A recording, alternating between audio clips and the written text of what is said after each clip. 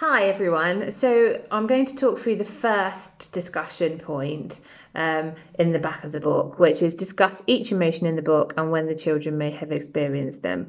So this could, in a lesson, this could look like for say reception or year one, it could look like circle time. So in circle time, you will have read the book already, and then you would have said, when do the characters feel these particular emotions? So, for example, happy, sad, fearful or scared, and angry. So those are the four primary emotions we're looking at, and it's really good to promote this emotional literacy and talking about emotions in class.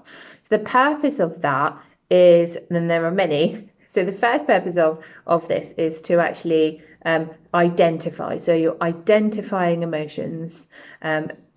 Identifying emotions is really, really important. Okay, going to help us to understand ourselves and what is happening to us. That our emotions like an internal compass. So for children to understand their emotions, they also will start to identify that they all feel these emotions. So you're building on self-awareness. Okay, so you've got the purpose is building self-awareness, and it's also shared awareness. So actually these other people in the circle also feel these emotions, and it's also building common themes that might be occurring in your class, or with the children around you. So you can kind of use it as that kind of assessment tool to really find out who is quite emotionally in tune and who needs help with their emotions.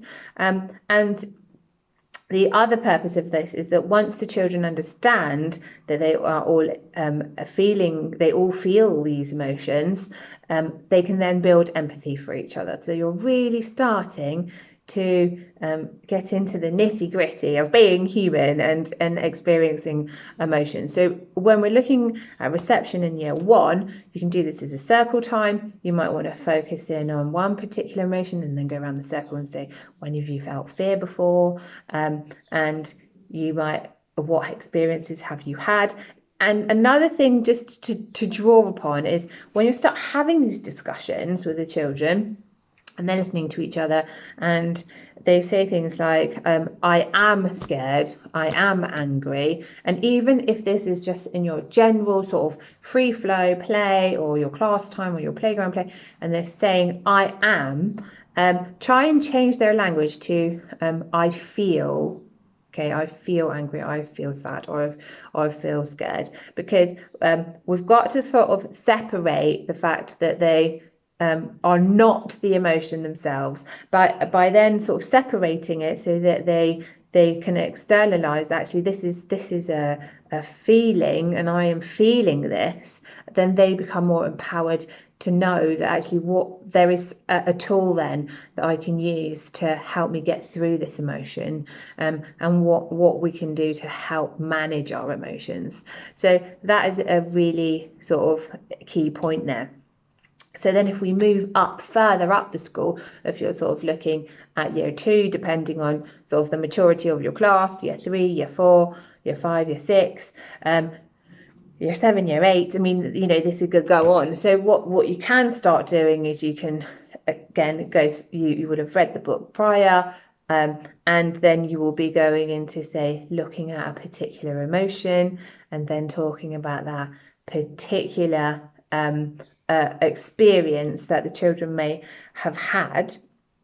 Again, the same purposes, but you can then extend it. So if you're sort of looking at the rabbit, for example, and he's feeling this anxiety when he's wanting to cross the river, the children can talk about when they have felt those emotions, and you can then give them perhaps an intensity scale.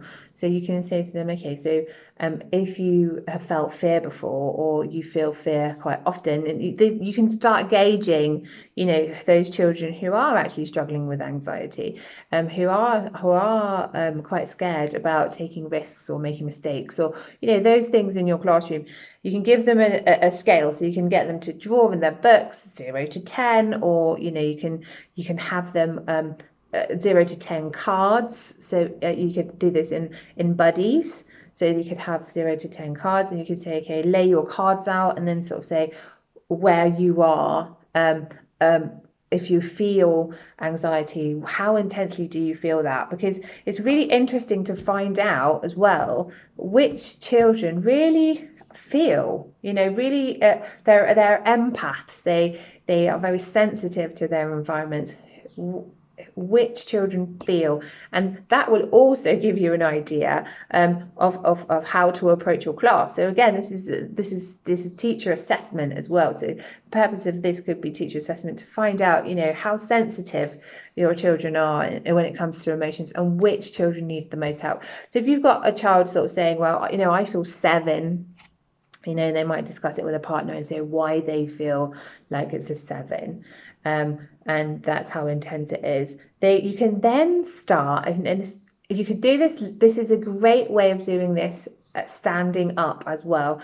So get the cards together and say, lay them out on the floor, you know, 0 to 10, and then you can then say, okay, so if you stood on number 7, you know, you've had this experience, you felt like this, you stood on number 7, what could help you to get down to number 6? And in their buddies and their partner talk, they would talk to each other about how they would get back down to 6. They're just taking a little step back, what would help them in that moment to get back down. And then you can take it further. So what would it be like to get down to number 3? What could you do to help you get down to number 3? And this, you can use this as an assessment tool to say, okay, are children aware enough to manage their own feelings? Do they need help? What ideas are they coming up with? Then you can get the children to feed back, to say, actually, this is how we can get back down from 7 to 3, because, you know, Charlie has used some breathing techniques. He has self-talked to himself. He's talked to someone about how he feels. That might have got him back down to number 3. He might have used a comforting tool to help him get back down to number 3. He might have realized that actually there's another way. So he's talked about it, and there's like the rabbit, you know, Malika helped him with the stones to get over the river. So how do you get back down, and then how can you de-escalate yourself? And you're really getting the children to think about how they can decrease that emotion, which is coaching. I mean, these are coaching techniques that you can use in your classroom, which is really, really empowering. And then from that, you can start building a tool bag of all the things that the children have come up with, or that you have come up with your children, for fear, and how to sort of decrease the anxiety when you approach a situation or a problem, or you're experiencing something. So this is really powerful. Now, if you find that your class have no idea, okay, this is great too. Okay, so this is great, because this is when you can start building in and thinking about your next lesson. So your next lesson might be about teaching your children particular tools on how to control anxiety. And I think what I'm going to do is I'm going to create 4 separate videos. Now I'm thinking about it, 4 separate videos on anger, sadness, happiness. You know, probably might be looking at excitement as well within happiness, but and also fear. And what I'll do is I'll give you some specific tools for each of those areas, so you can look back at that video too, and I'll put a link below this particular video for those videos. So I hope that's helpful. it is a tool. Okay, the book is a tool, so please use it. If you like my ideas, use them. If you think that, you've got some better ideas, you're more creative, or you are a creative person and your brain works in a different way to mine, which a lot of people's brains do, and work on completely different levels. So just go with what you think is best for your class. But right there, is a good amount of info for you to get started on point number one. Now, what would be amazing is if you actually did the lesson and then you sort of wrote something on Malika's first Rainbow Adventure Facebook page, or you wrote a comment below this video to see how it kind of went, or you just fed back to me, because these ideas that I'm giving you, they're not onerous. Okay, this is not about writing a lot. This is about giving you some really good tools to implement with your class as a whole. Your children will all be able to access this. This is part of inclusive teaching, and I'm really passionate about it, as you can see. I always talk with my hands.